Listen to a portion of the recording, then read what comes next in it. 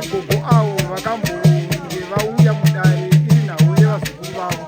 Saka nhasi unotadzoka zvakare vauya kuzobatsirwa ivo nevazukuru vavo.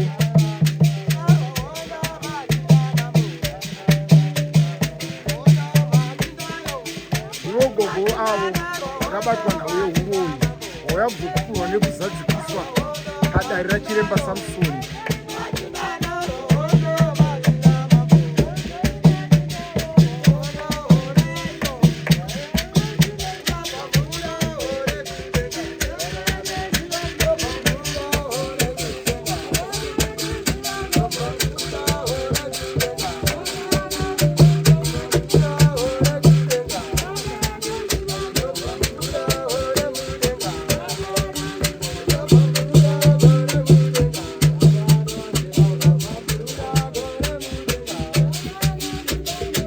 Vava kupinda mudare kuti vaende vanogadzirwa nhau dzavo.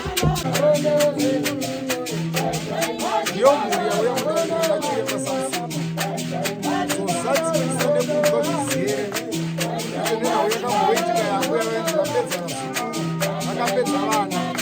Saka nhasiwo vauya nevazukuru vaende vapihwe magwenza vachapuwa mhuri yavo iende ienza. Saka ndipo mudare matiri vachiremba Samusoni.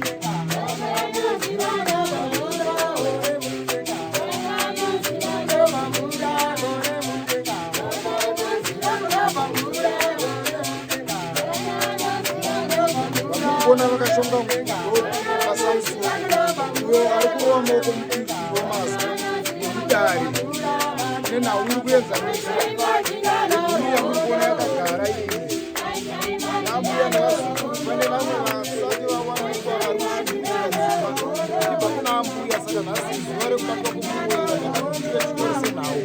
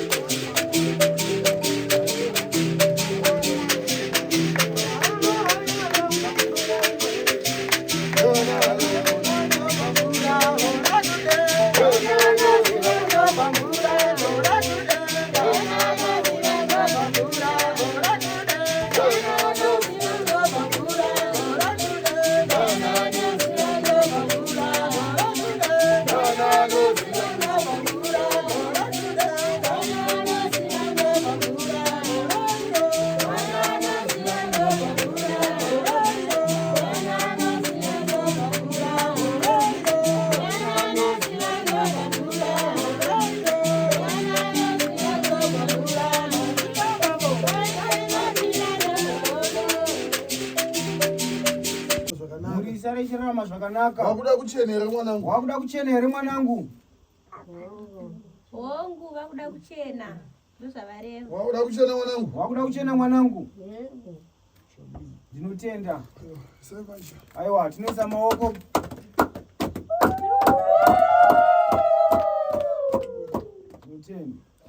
Tinotenda mhuri yeZimbabwe. Matare ari pachiremba Samusoni ari kuenda kunoenzaswa nekugadziriswa. Vane matambudziko marudzi madzinza. Hanzwi kwachiremba Samusoni. Nhau dzenyu dzinotambanudzwa, dzinogadziriswa.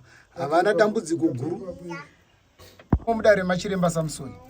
Ndakumbokurukura nevazukuru burikidza nematambudziko avana. Muzukuru wambuya wakadii Tiripo makadii. ndinoda kuti unditsananguriro zvidiki zvishoma zvauri kusangana nazvo zvavaisangana nazvo kudzamara wasvika pano pasekuru pachiremba Samson.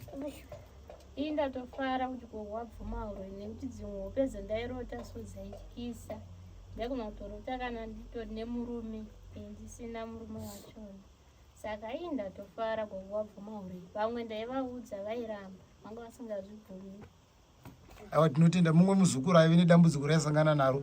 Muzukuru wambuya iwe wakatarirana neni unokwanisa here kurukura dambudziko kana kuti matambudziko waisangana nawo usati wauya pano pachiremba Samson naambuya vako? Nditsanangurire ndinzwise kuti ruzhinji rweZimbabwe rizive. Ndotangotsanangura ndichigarawo nagogo tisatangozivawo kuti wogogo ndozvavaimboitawo. Taitongosanganawo nematambudziko mamwe atina chitongoita zvekurota taisinaambogara nevarume. Kana ivo vanawo ndokungomitiswa tichingotiswa nevarume. Zvaingotisiririsa tisingazotiko zvinenge zvichimbobva kupi wese nanasisi wedu tese ndozvatitongoti. Vamwe vatitombonaya nabereki vamwe vatobereki varume anenge vachitongotisiya vangotimitisa vachingotisa. Alright, zvakanaka. Zvireva kuti ambuya ndo vakadya vana namai venyu nana baba venyu. Aiwa zvakanaka.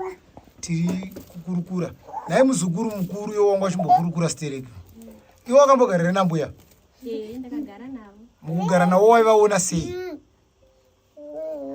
Semunhu unenge usingazivi unongochingoti mbuya amai vevabereki vedu. Hauna chaunozofungira but nekufamba kwenguva kwataiita nematambudziko ataisangana nawo ndozvakazoita kuti tizoziva kuti gogo vane maitiro avanoita. Uyu ari kwekutanga aitombondiudza but pamwe pacho taimurambira tichiti aiwa hazvisiri izvo uri kunyepera gogo vangagodaro sei isusu tiri vazukuru vana vevana vavo havangasvike pakuita zvinhu zvakadaro.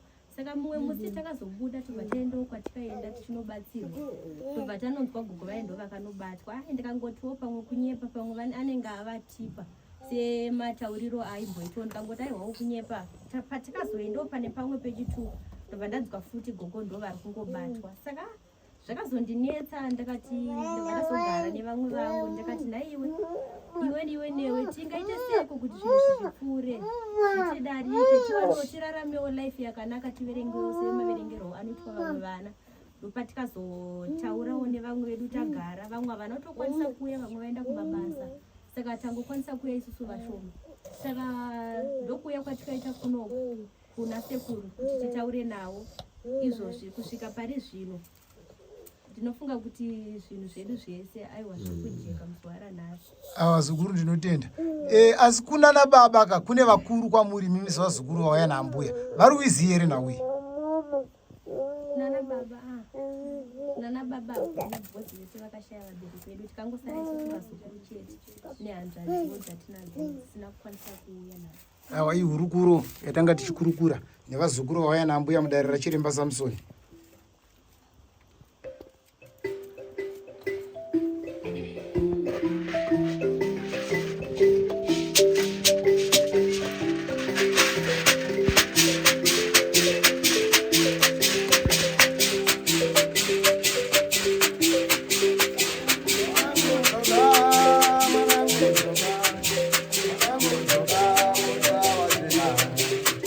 Mwanangu zoga,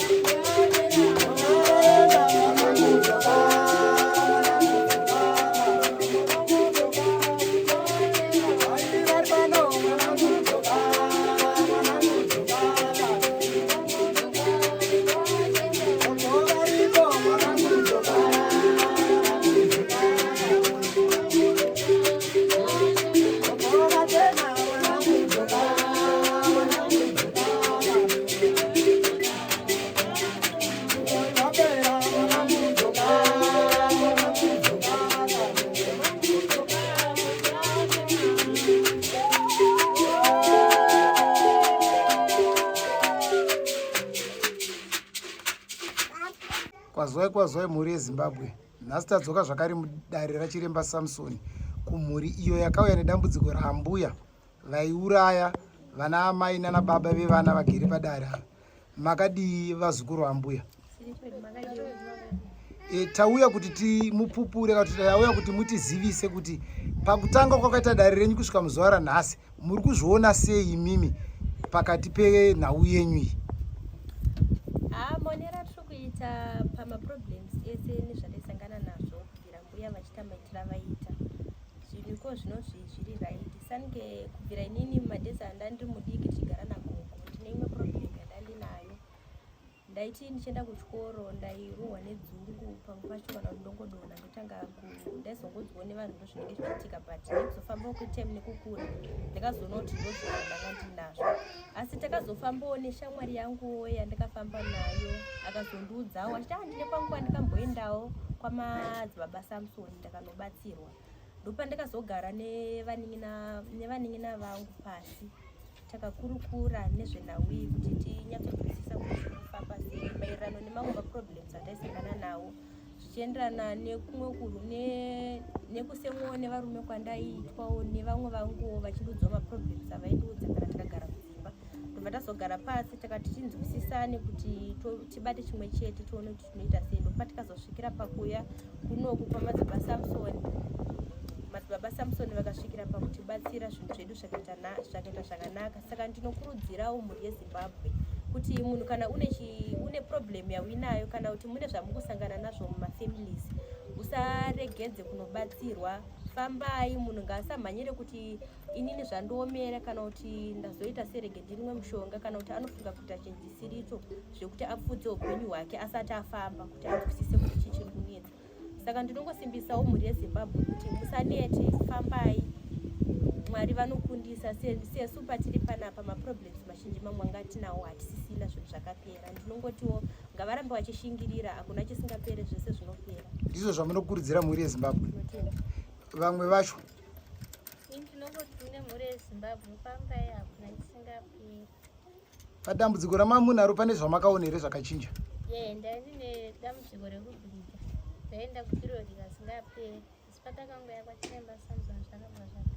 Saka munokurudzira mhuri yeZimbabwe kuti ite sei kune vane dambudziko rakafanana neramai muri naro? Kuti fambai, hakuna chisingaperi, fambai mubatsiri. Notenda. Vamwe vacho padambudziko ramamunaro pane chamakaona chakachinja here kana kuti chamuri tichashanduka? Zviripo zvashanduka. Pane matambudziko ese aitinetsa. Senini ndane dambudziko rekuti usiku ndakarara ndaiuya nchinanzwa nenyoka mazamu ese mwiri wese ndaingonanzwa nenyoka. Saka ndaitomuka usiku ndakatota mwiri wese. Saka zvinozvi ndinoti zvaane change mukurarama kwangu. Ndototenda madzibaba Samson. Saka ndinoti vanhu vemhuri yeZimbabwe batsirikanai, musagare nematambudziko mukurarama. Fambai, zvese zvinopera. Nesuwo takutendawo. Muri kuzvinzwira mhuri yeZimbabwe kuti hanzi fambai mubatsirike, ndizvo zviri kupupurwa nevazukuru vaambuya padare rachiremba Samson.